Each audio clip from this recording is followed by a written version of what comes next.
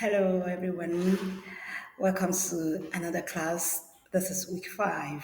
How you all doing this week? I hope you're fine. How was the night? You're welcome to class. I am Miss Solenka, your food and nutrition teacher. I'm so excited to have you in class today. I hope you enjoyed the last class. Yes. And can anybody remember the topic we talked about in our last class? Okay. Yes. Cleaning agents and abrasives. Okay. All right. Today we'll be looking at another interesting topic in food and nutrition, and the topic is kitchen safety and hygiene. Kitchen safety and hygiene. Now let's look at our objective for today's class. What is the objective for today's class? All right, at the end of this class, I will expect that every one of us to be able to talk about safety and hygiene, should be able to define what safety is, and should be able to understand or to define what hygiene is. Then you should be able to understand some kitchen safety and rules for hygiene in the kitchen. All right, now let's come. I would like you to come along with me as we talk about the safety and hygiene. Now, what is kitchen safety and hygiene? They are crucial to prevent contamination and illness.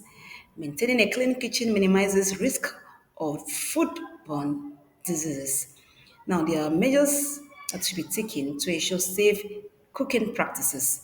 Proper cleanliness and safety habits protect us against bacteria and pathogens. So, when we're talking about kitchen safety and hygiene, we are trying to ensure that our food is not contaminated because as soon as the food is contaminated, the next thing we'll be looking at is illness. Now, to avoid foodborne diseases that can come out of lack of hygiene and safety in the kitchen, then we should be able to look at what kitchen safety and hygiene is all about.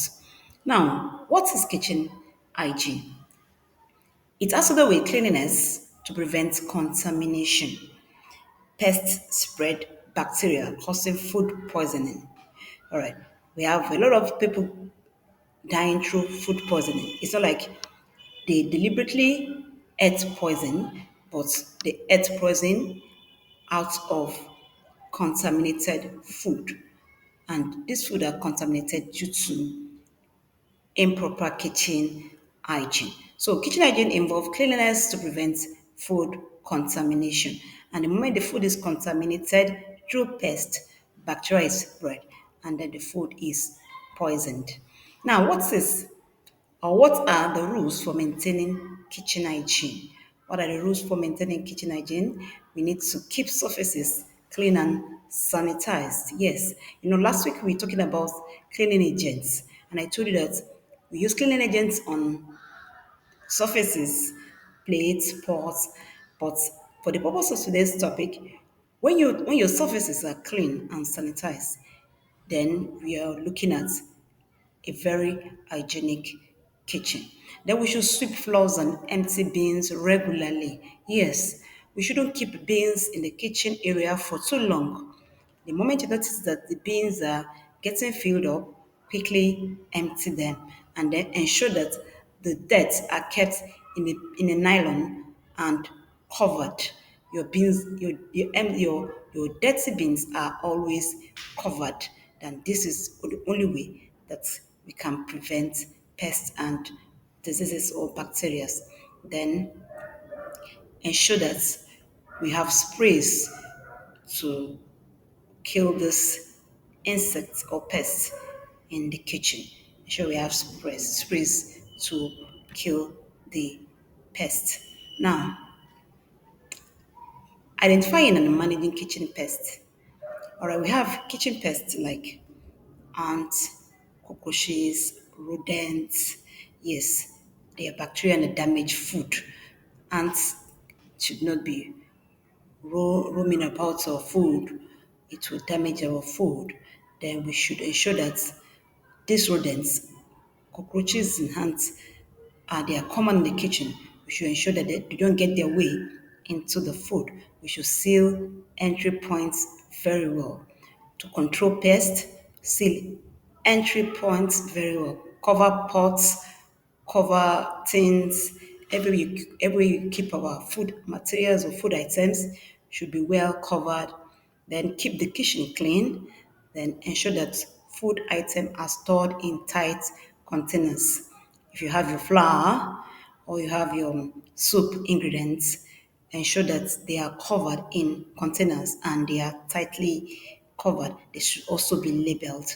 So in this case, pests and rodents will not be able to enter into the food items. Then if you have a kitchen cupboard, you can put their legs in kerosene tins to avoid insects or ants getting through where the food items are being stored. Now we have some principles of kitchen safety. Now, when we talk about the kitchen safety principles, it involves adopting habits to minimize risk and prevent injuries. Always handle food properly and use equipment correctly to ensure safety. Now, when you talk about safety, you're talking about how to be safe in the kitchen to avoid accidents or to prevent injury. There's, there's one thing for the food to be done in an hygienic environment and for the food to be safe for eating and to be free from contamination. And another thing is for the people in the kitchen users, to be safe in the kitchen. So we need to adopt a lot of measures or habits to minimize risk and to prevent injury in the kitchen. Now we must use proper equipment in the kitchen and we should ensure that safety measures are put in place in the kitchen. Don't use the wrong clothing or shoes in the kitchen to prevent injury or accidents. Now, we talk about first aid essential in the kitchen. First aid essential in the kitchen. Now, if you have a big restaurant or a hotel, you should have a first aid box there for emergencies. The first aid box is also a kit where we keep all materials in terms of in case of emergency or in case of any victim of accidents. So when we have things like cuts, which is very common in the kitchen, burns or scalds, yes, when you have a sharp object like knife piercing through your skin, that's a cut.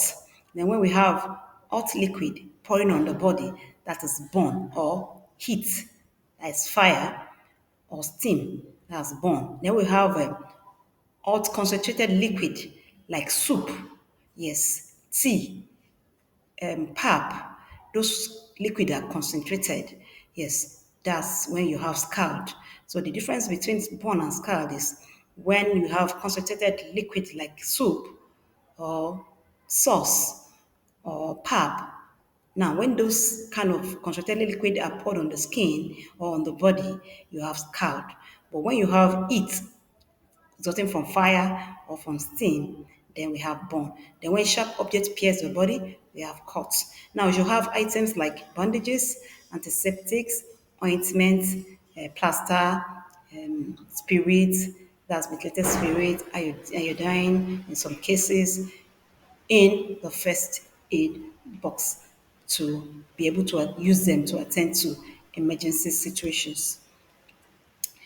Now, in conclusion, kitchen hygiene prevents food contamination, just like we say, I've said, and then kitchen safety limit risk and injury in the kitchen to avoid accidents or injury. All right, so we've come to the end of today's topic talking about kitchen hygiene and safety. Both of them go hand in hand, and one cannot be left for another.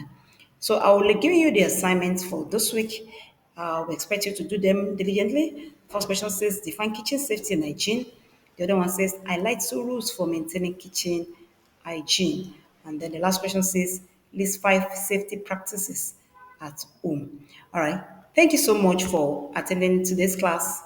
I really appreciate your time and patience and attention.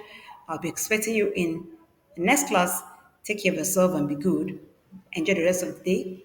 Bye.